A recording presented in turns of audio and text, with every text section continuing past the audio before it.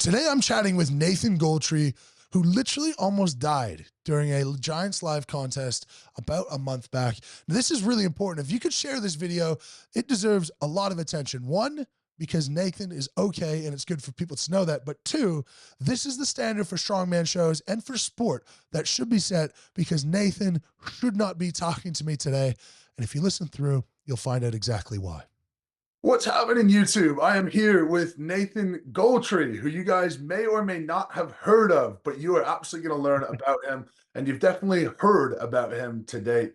We're going to get stuck into this, but long story short, Nathan experienced an injury that we didn't really sign up for in strongman, and I want to unpack that whole thing. First of all, thank you very much. You're laid up in bed right now. Hopefully this is a little break from the boredom of everyday rehab life.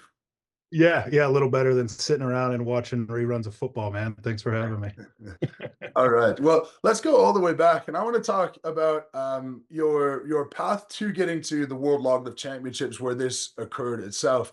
You qualified through OSG, correct? Yep. It was in 2023. Yeah.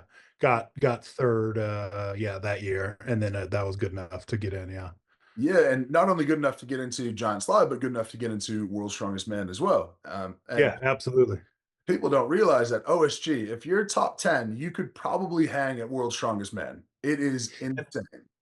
And that's what I think is so cool. Being relatively new to the sport, doing it, 6, 7 years, and at the pro level only a few years. I think what OSG is doing, and kind of the avenue and the stepstone that's become towards worlds and giants is incredible, because there's not a rigid structure to for upward mobility in strongman necessarily.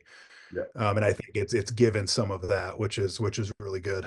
Absolutely, removing the politics. And then you came to World's Strongest Man, got that experience, and I assume that they invited you to the Log Lift World Championships because that is one of your strengths, is being able to. Yeah, I joke. It used to be. I best log I ever had was 210 kilos, so whatever that is, 462.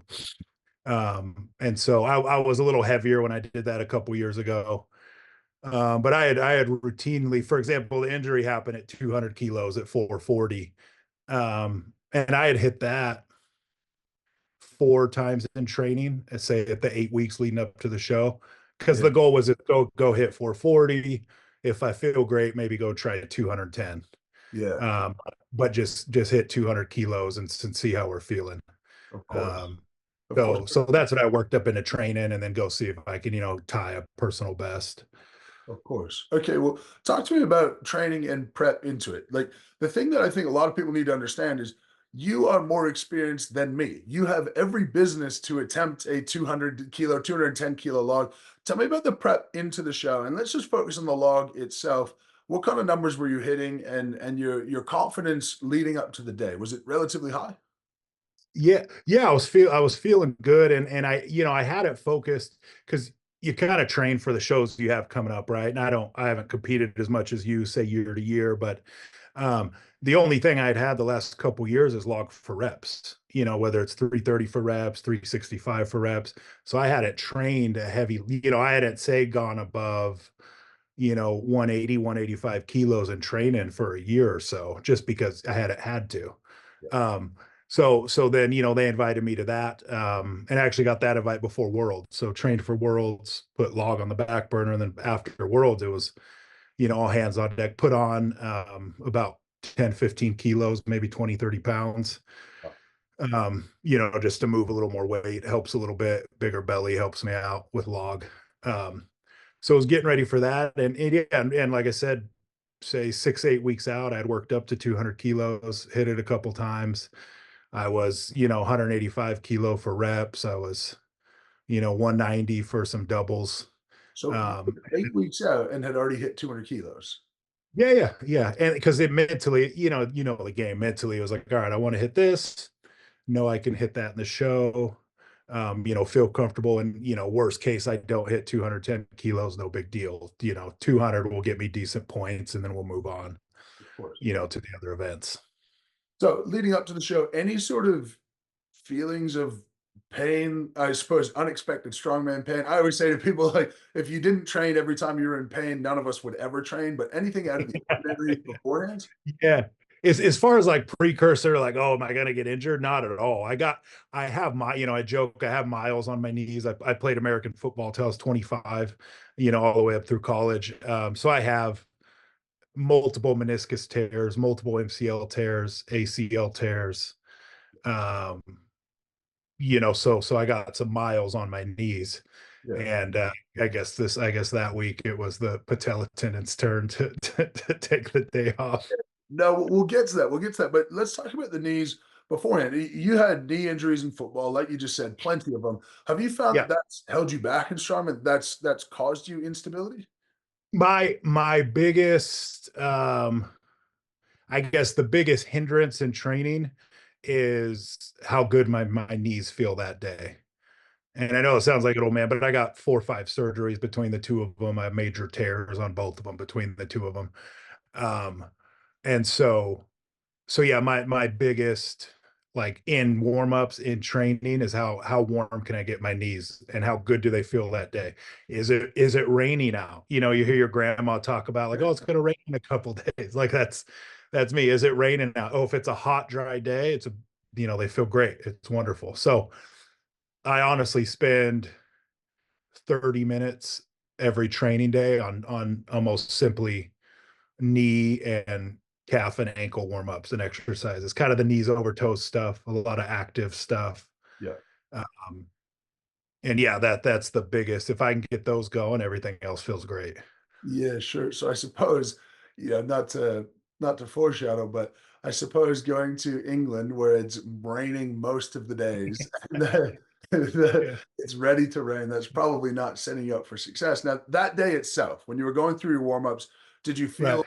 mostly fine? You felt confident? No, I felt okay. I joke mentally, because like I said, I keep inventory like my knees. That's the biggest thing that either feels good or not. But during warm-ups, I was like, oh, okay, today's not a great knee day. Like, that's what I'll say mentally, Okay. just because they're a little more sore from travel and stuff. But at the same time, it's like, all right, well, you're not training today, so you're gonna push hard regardless. Yeah.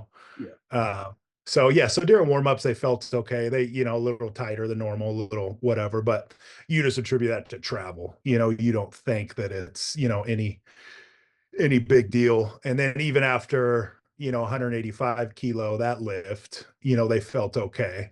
So Yeah. then that's, I was like, I'll go hit the 200 kilo and probably stop there. Well, And then, the first lift, like the 170, you smoked. And I do my research on everyone. I knew that you were capable of a really good log. And so it didn't seem yeah, to be holding you back at all in the early lift. no, and no, the 170 was fine. 185, I had to, try a little harder, but yeah, the 170, it's not a big deal generally, for any of us. Yeah, yeah, yeah. For most of us, rest in peace, Patty Hayes. Love you, bro. You're gonna get there.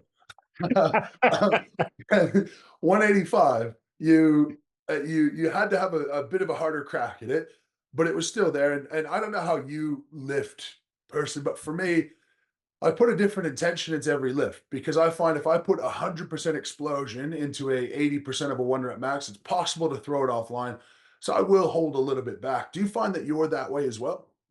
Correct. Yeah. So like, for example, me, it's how much legs I use. So like 170, you and I can strict press. So that one was more like, all right, throw a little bit of legs into it, push it back over your head. And even if it's not a perfect lift, you can just muscle it out. Absolutely. And then we jump to 185, and I've strict press 185, but not on a Saturday at a show for fun. So mentally, that one's like, okay, I got to throw like 85% into this one, right? I got to get a little bigger dip.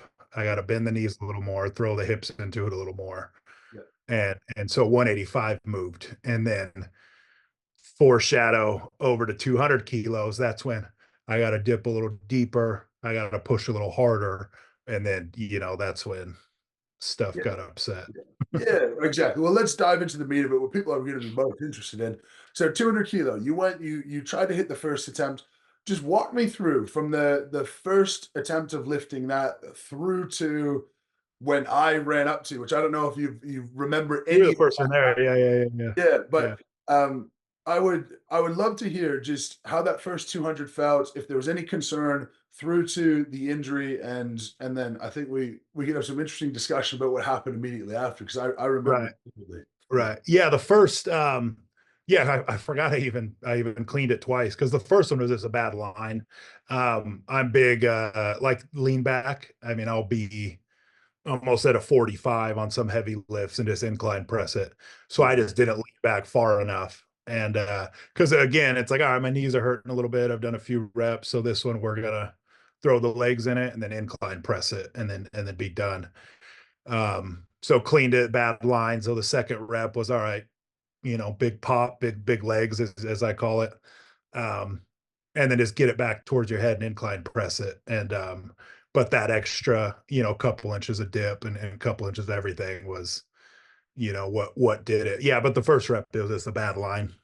yeah, yeah. So you went for the second rep, you dip, Uh, you drove, and it was different to how JF did his, because JF popped his patellar tendons when he dipped, and you popped them when you leaned back, which was surprising. But you started to press it. Almost looked like you would have got it if not for your knees popping. I felt good. Yeah, yeah. It felt like a good rep because if I can get it above my head, well, I'll incline press it and then just lean my body back under it. That's Of course. anything I can get above my head. I can usually lock out and then crawl back under it. Of course. Uh, Now, I assume in the milliseconds of right knee, then left knee, and then log falling, you don't really know what's happened, but just yeah, immediate reaction afterwards. What are you thinking? What are you feeling? you feel it. So it's interesting, and maybe it's because I've had like multiple knee injuries, but like it's all like slow motion. So like if for those of you that haven't like torn anything, so you when you put earplugs in and chew something Yeah. and you can like hear it in your brain, whatever that sensory thing is. So Yeah. that's what it is when something tears. Yeah. So whether I can audibly hear it or not, I'm not sure, but I hear it and then I feel it. And it all goes super slow. So I feel, I got the log here. I feel the right one and, maybe mentally hear it Yeah. go. And then, in hindsight, watching the video, I try and catch with my left, but it's at a compromised angle. So left one goes, a second apart. And then in that second, I know I'm in like big trouble because I have nowhere for this log to go. Yeah. Because I've gotten hurt before, an ankle or a small knee injury, doing overhead stuff, and it's one leg. You're able to kind of get out of the way, able to jump, able to throw the implement, and kind of save yourself. So this one was an interesting feeling. Is I'm here, I feel both of them go, and I know that second like I'm in big trouble because this log's coming down on me. Yeah. Um, so Have you, came down.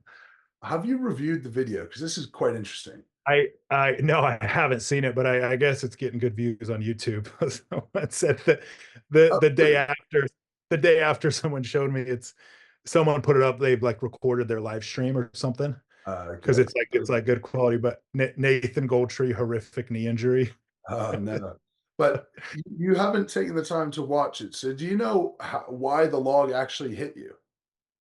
No, I have no idea. I just know it landed, Yeah. basically right on my stomach here. Because initially I thought like shit, maybe we have to have wider pads. And this is in a broader discussion of what can we do to make things as safe as possible in an inherently unsafe sport. Sure. The reason that it hit you is because the right knee went, so you shifted your weight to your left, but since all the weight was on your left and your center of mass was to the right of your left knee, you actually fell onto the right pad. And so you were half on the right pad when the log came down and hit you, and that's why it hit the right side of your body. Otherwise, the pads would have got it. Otherwise, the pads would have got it. Yeah. And so this is a first layer for me of like we did have the correct protections in place. There was a good pad that would have stopped the log fully.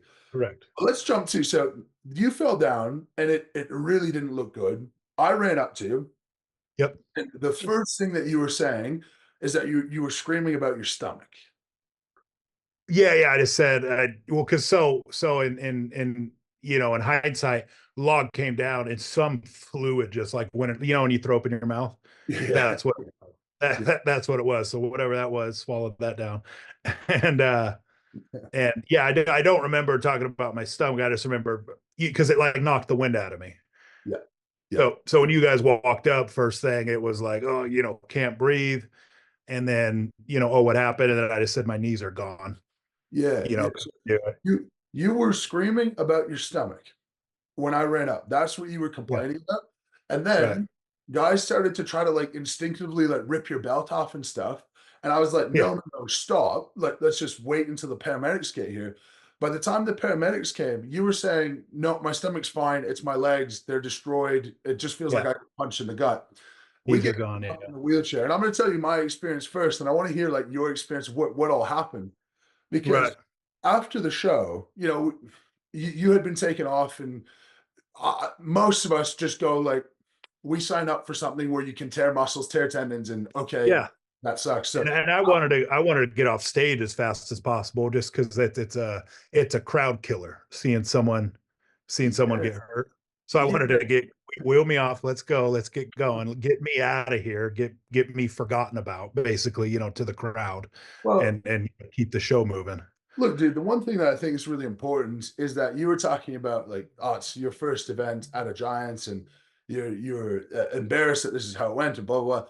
But like, the only thing to ever be embarrassed about, in my opinion, is not giving a full effort. And if that's not a representation of giving a full effort, like I think everyone gives their hats off to you. I don't think anyone shares that feeling whatsoever. Just to Right. put any of that feeling to bed. Oh, That that's nice. Yeah, yeah. of course, dude. Of course, that's all any fan could ask. All anyone could ask. In fact, I would imagine that you've gained a huge amount of fans for when you come back, if you choose to come back, which I'd love to talk to you about as Oh, well. no, 100%. Yeah. Okay, but after the show, I went to make like a stupid joke to Darren and Colin, and they were talking to each other privately, and I had my camera and I had them in the background, and I was like trying to like talk to the camera, just being a shithead about something, Yeah. and they sort of just both look over, and they're both white. And I'm like, oh crap. Like so many times in my life, I've made jokes when I shouldn't. I'm like, this doesn't feel like that time. Like the show's Yeah. over good. And Mind trouble again? Yeah. yeah, yeah. But basically, like the gist of it was like Nathan's not doing well. And it was like, Yeah, because this was post show, right? This was right after you won. yeah. Yeah. It was like, Yeah. oh, your initial gut reaction of gut, pun intended, gut reaction of like, oh, my stomach, no, it's my knees. You were wheeled backstage. Tell me So what happened. that's what. So I was wheeled backstage, and they had paramedics waiting, and a stretcher and anything I needed. I was backstage for quite some time. Just the medical system there, an ambulance took a while to get there. So while I'm hanging back there, and they had it's funny, they actually had a knee doctor there who immediately said, "Oh, I think it's both patella tendons," which turns out that's what it was. Can I just Um, interject? Quick question. Because there was an ambulance there, but it wasn't an emergency ambulance. Is that right? Something like that, and like I said, I'm just along for the ride, sitting in a wheelchair and a stretcher. But it was, yeah, because and they're all having that conversation away from me. But what I got, there was an ambulance there, but it was for something else. It wasn't zoned to like for an emergency or to take me to an emergency. So then they had to call another, and just like I said, the medical system there, it just took a while. And I felt okay. Like, I've had torn ACLs and MCLs, and like you're not bleeding, it's just a tendon or ligament. So once you're sitting down, like you're fine. So like I had some like tightness in my stomach, but then it's like, well, yeah, I felt like I just got punched a few times. A log fell on me. Of course, it's going to feel tight. Yeah. So eventually, ambulance gets there, and then they zoom me off to the hospital. You kind of decided what hospital to go to, and took me to one that they thought would be better suited to like check my knees out, and then maybe do some scans internally to make sure everything's okay. So at this stage, there's still the concern remains about your knees. The concerns needs, a couple of the doctors at Giants that they had available said, well, we need to check you internally, we need to check your gut because 200 kilos just fell on you. And I'm sitting there like with some tightness, and starting to get a little tighter. But then again, I'm equating it to like, yeah, I'm just, I'm gonna have a little bit of swelling on like, my right abdominal because the log fell on me or something. You know, I don't really think anything of it. Yeah, and you're Uh, a pretty chilled out guy, so, like, I imagine you would go with whatever they asked you to do, and that's fine. But yeah, at that stage, yeah. was your impression, like, this is all feels like a bit of an overreaction? Um, when initially when they're, oh, we need to get him to the hospital, we needed, it's like, guys, it's just my knees. Like I could honestly go home right now and like be fine. Like it's just tendons and ligaments, like nothing. They just got to get repaired and then you rehab them and then you're good to go. So nothing of it. So get in the ambulance and then finally get to the hospital, still fine. So now that's like probably I get in there probably 2 hours post injury, you know, between ambulance and waiting for travel and then waiting to get into, it's like hospitals. I mean, in the US and most places kind of crowded and busy. And so get in there and they transfer me to a bed. You know, I just scoot over from the I guess the gurney from the ambulance and I'm sitting there and start to feel real bad real quick. So it kind of like so super white, started sweating Yeah. really, really bad. And then I just looked over at the nurse and I said, I'm gonna pass out like in 10 seconds. Wow. I said, I'm gonna pass out because you know the feeling, you know, when it starts to come. Yeah, we all know. And and I was like, I'm gonna like this is really bad. I'm gonna pass out. And so everybody kind of comes around and they're taking my blood and stuff. And so come to find out I ruptured my spleen Yeah, and I just been internal bleeding for hours. yeah. I'm starting to just fill up and fill up. And so so then they jump into, I don't know, one of the guys told me like hemorrhagic protocol or something because I was hemorrhaging. Yeah, And that's when it was like all hands on deck, like you see on a TV show. yeah. So Yeah. I so think then they're about the same time that I was trying to joke with Darren and Colin. yeah, yeah. So they're probably getting calls because they had a couple of the staff members at the hospital with me. Yeah. And you know, there I am. And yeah, so I'm trying to remember everything, get it straight. So then everybody comes in because I'm, you know, kind of nodding in and out and sweating and this, that, and the other. So they start giving me blood. They Sweating give me more like, than usual. yeah, they start, yeah, sweating way more than usual, and more pale than usual. And so and so they came in, they gave me, I guess, you know, 6 units of blood to kind of keep me going. So unbeknownst to me, they had an on-call, I think it's radiologist, because I needed emergency surgery to like stop the bleeding.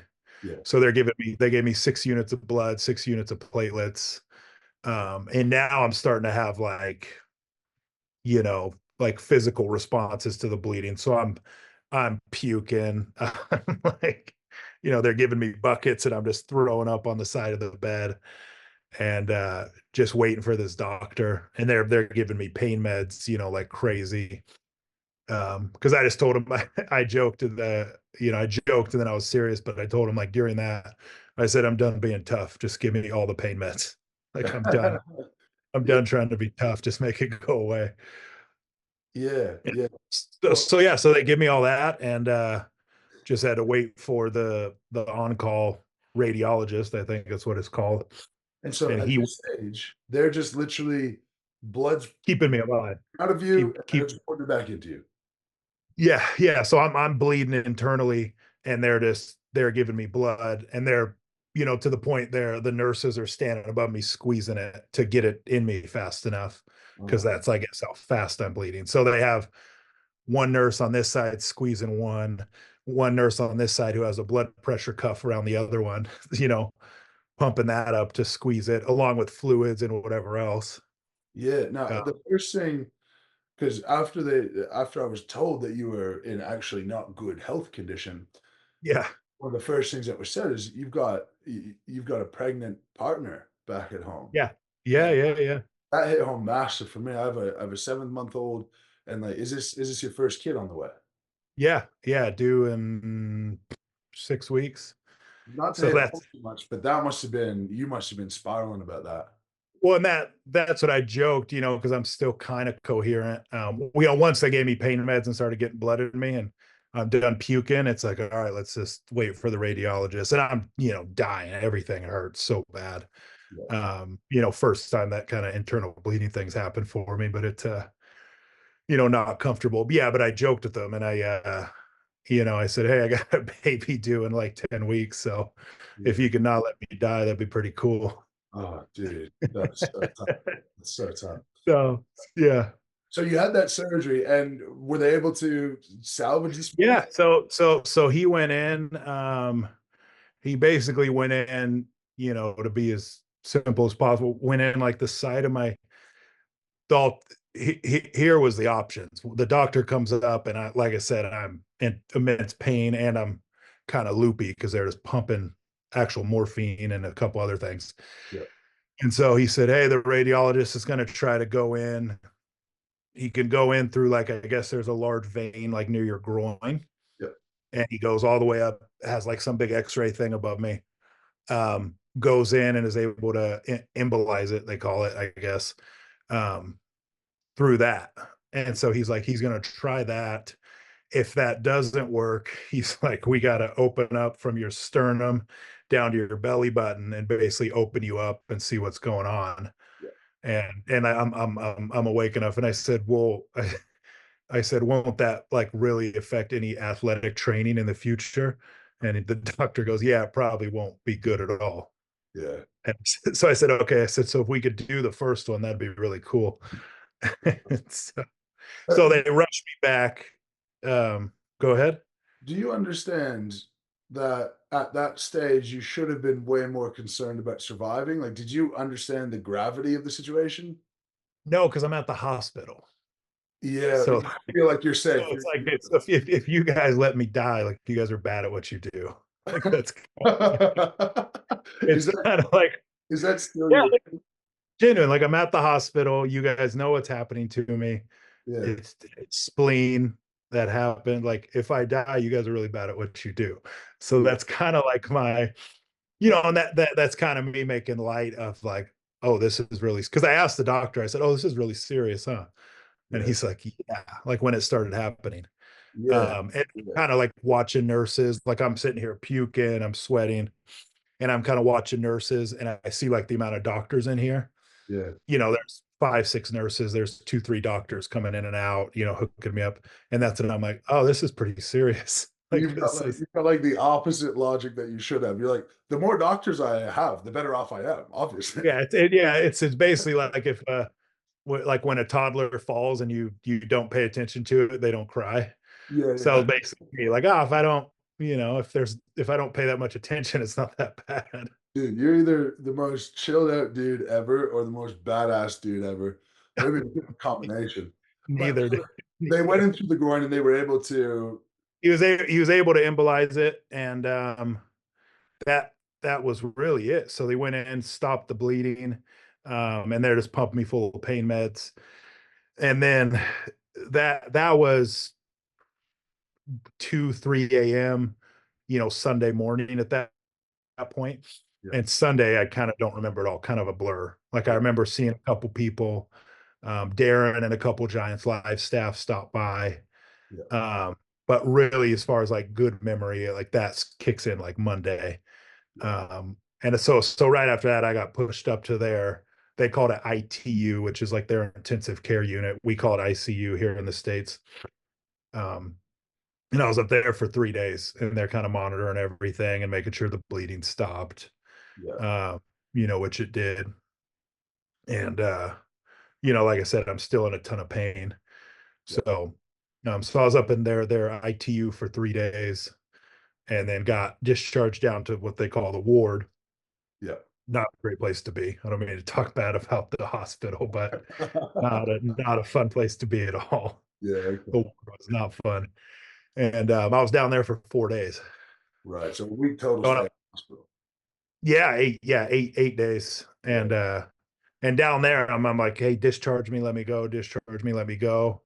But turns out, yeah, they kept me till the following Sunday until they discharged me. They wanted to do MRIs on my knees and stuff. And I said, guys, you're not working on my knees here. Like, send me home. Yeah. And, I have surgeons do it back there. Yeah. So argued with him for about a day with that. Meaning Yeah, right. We know what's going on.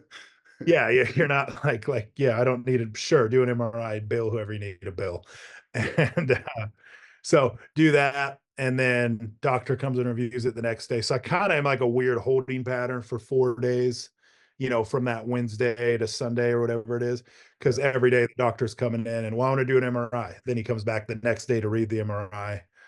Then I go, great, let me go. Yeah. Well, I want to make sure you're not bleeding anymore internally. So we want to do a CT scan. I said, great.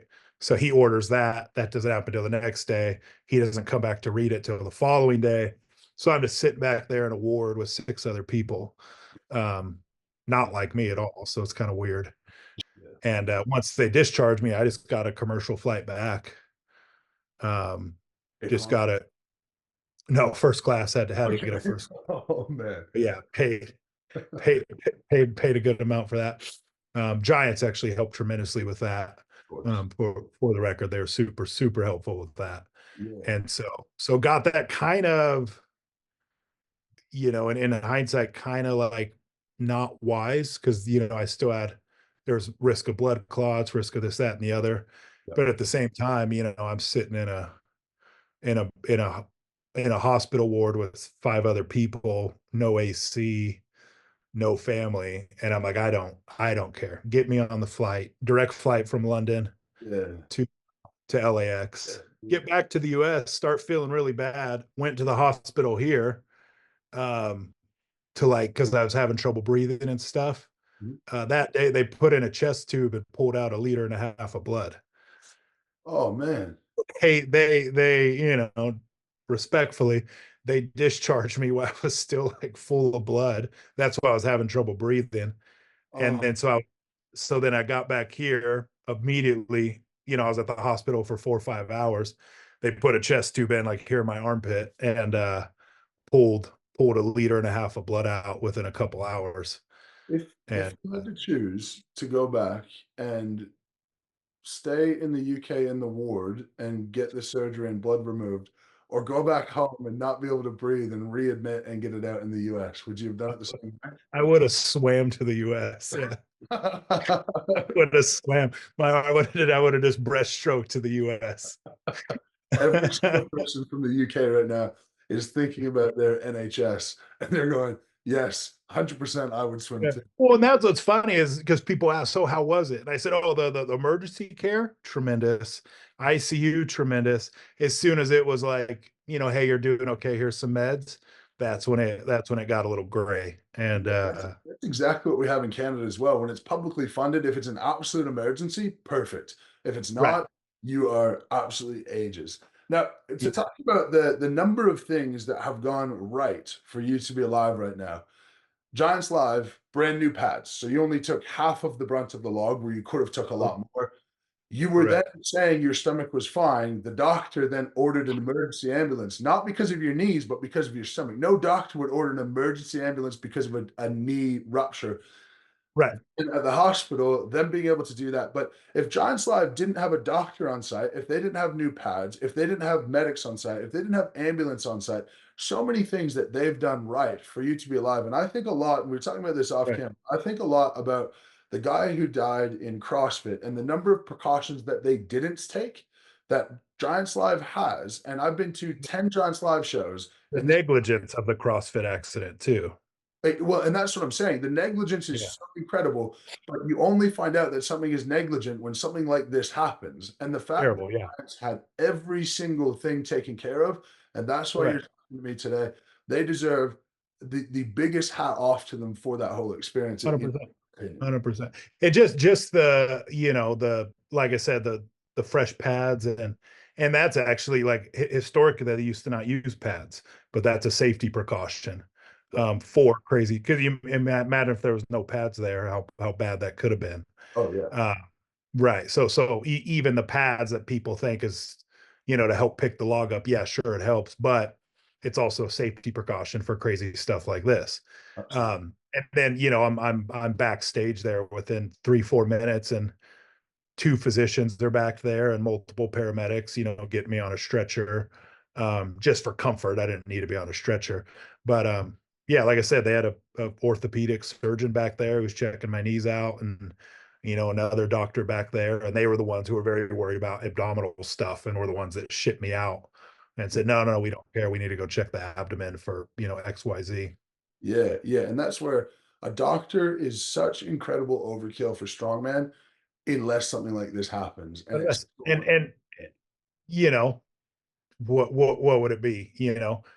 20 out of 20 shows, you need a doctor at one of them, but that one show, it's pretty dang important, because it's always, what I told, like what I told the surgeon with my knees. I was like, hey, I need them like as good as they can get, because I said, like, if one of them ruptures again, like, it's catastrophic. It's with a stone this high, it's with an overhead press, like, it's not, I'm not jogging and step wrong and then got to limp home. yeah, It's a yeah, very big problem if one of them ruptures again, or I got to squat on my back or something.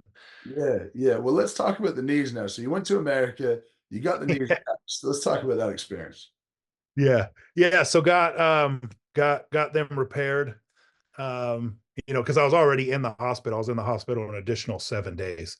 Right. So 15 days total between the two countries. That's how, dude. And so while I'm in there, they had their orthopedic, very well known hospital out here.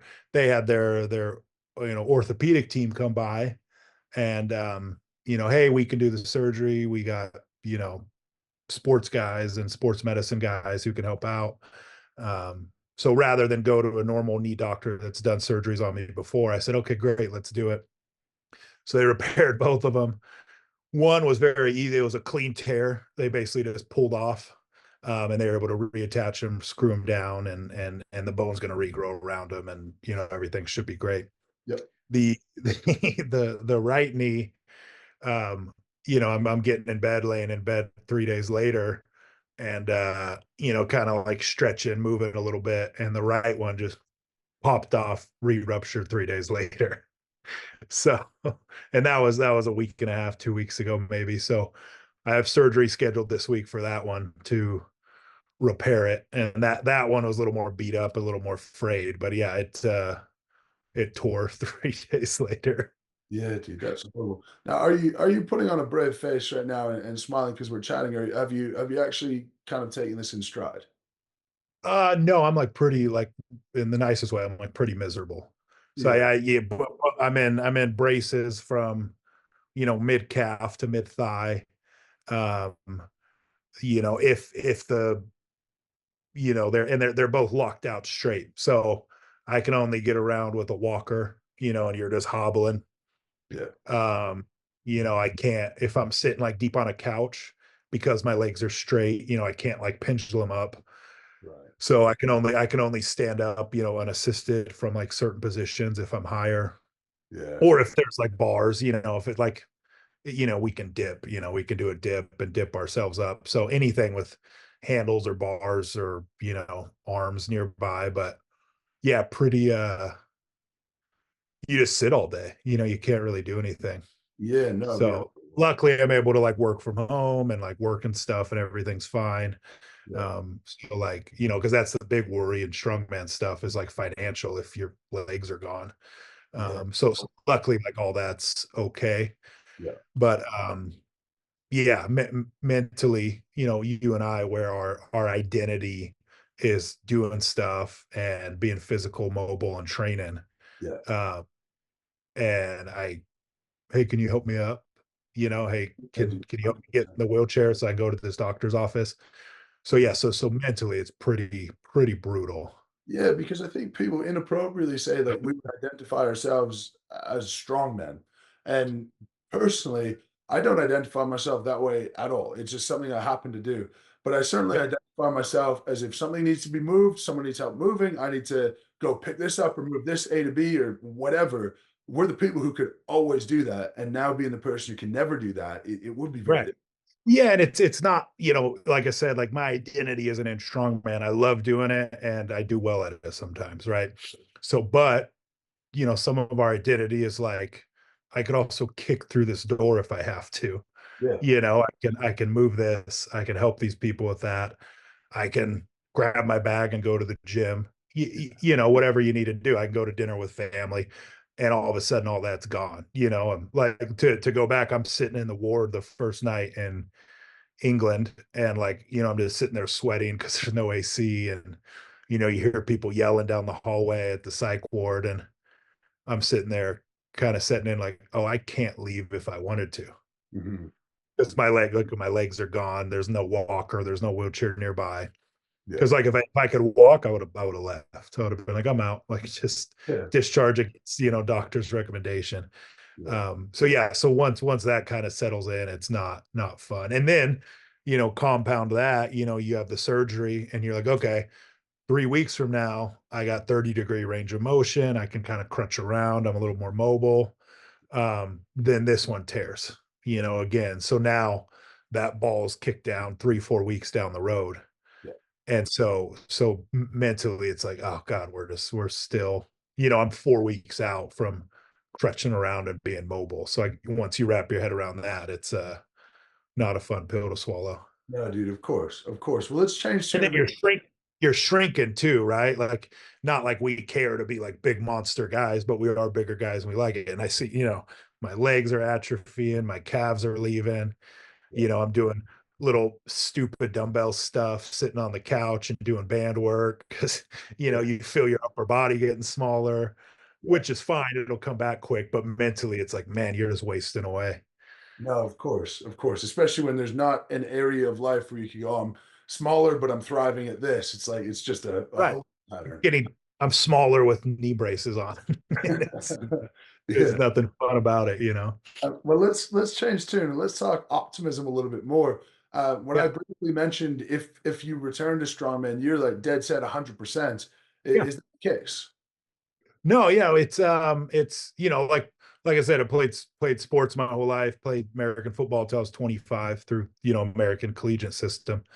Um, and yeah, that was never like that night, you know, waiting for an ambulance. It's you know, mentally I'm going, all right, I got probably 2-3 weeks till surgery. I got 12 weeks of rehab. Like I'm already doing the timeline. Yeah, yeah. So, you know, okay, so probably in 16 weeks I can start squatting and I can start, you know, and already planning, you know, texting different coaches, texting some PT guys I know Yeah. while I'm in England, kind of planning it out. Because for me, it's, you know, an injury, whether it's a, you know, me, it's been a lot of lower body, hips and knees from sports, just position wise, you know, playing the positions I played. But it's never a question of like, oh, that's it. It's just, you know, it's a, okay, this is going to be an annoying 12 months. Yeah. You know, in 12 months, I'll be back where I am now. Yeah. You know, I'll be, you know, I'm gonna kind of rechange. I'm gonna, you know, be kind of a lighter athlete. I won't walk around at 360, 350 pounds anymore. Sure. You know, I'll cut and be a little lighter, and focus on moving and grip and stuff like that. Never a question of like, oh, I'm done. This was it. It's just a, oh, it's going to be an annoying 12 months. This is going to suck. Yeah, you're a tough son of a bitch, and I'm the first one. I'm the first one to say privately and publicly that when you are ready to return in full form, there's no way that that could count as your Giants live invite. You have to have one in the back pocket to say I'm ready to come back, and Well, hopefully, that's what Colin and Darren were laughing at me because they're coming backstage, right? yeah, And you know, they're just the nicest guys. So hey, how are you? Hey, you know, and I said, oh, I said, I'm great. I said, just, yeah, I told both of them, I said, just bring me back when I'm healthy, please. And they yeah, both kind of what? And I was like, no, like let me go heal up, let me get strong again. And I said, just bring me back when I'm ready, please. That was the only thing I told them. yeah, And yeah, like, oh, okay, sure.